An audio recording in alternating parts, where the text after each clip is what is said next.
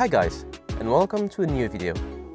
This week, I made a bioactive terrarium for one of my new species. I'm really excited to tell you about it, as I've been wanting to make one for a very long time. So, let me show you how I did it and what it looks like.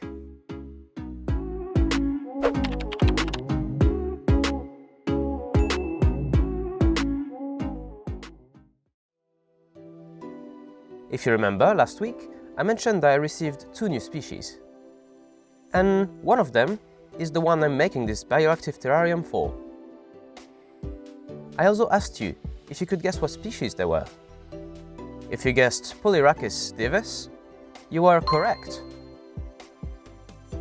Congratulations to our members who identified this species successfully.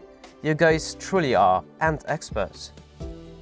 Ants from the Polyrhachis genus are known as lesser weaver ants, as they use the larva's silk to build their nests.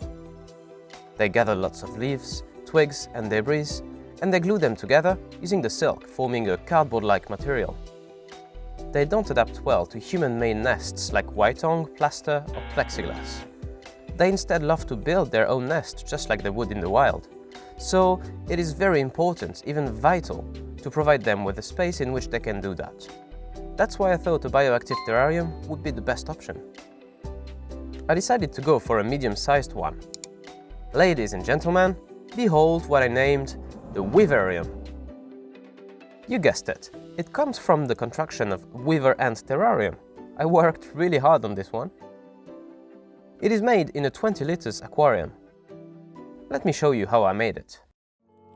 I start by escape-proofing the aquarium by applying Fluon or liquid Teflon on the edges of the aquarium.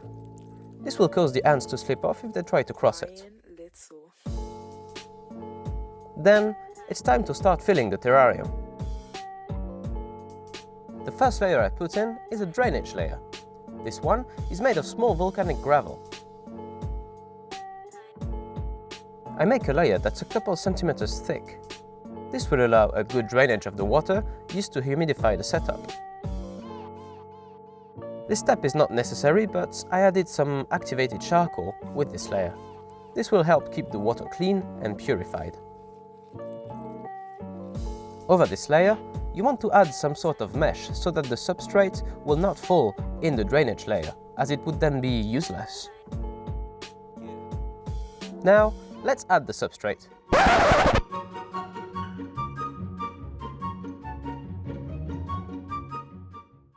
I'm wanting to create a tropical environment, so for the substrate, I went for a mix of coconut humus and some tropical soil. The coconut humus will provide our ants with building material whilst also retaining a great deal of humidity.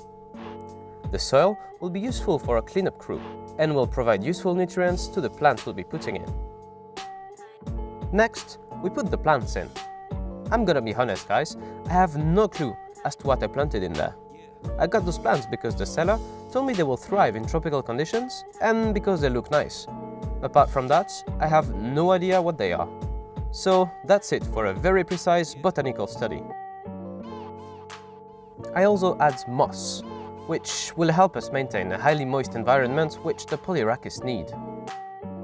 Typically, this species nests on branches or in trees.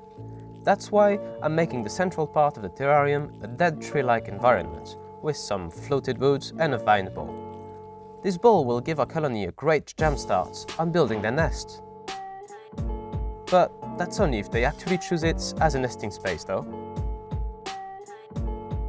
Once the plants and the moss were in, along with the branches, I added some aquarium sand and small stones on one side of the terrarium. I'm trying to give it a sort of riverbed look. I also added some leaf litter straight from my garden. This actually serves multiple purposes.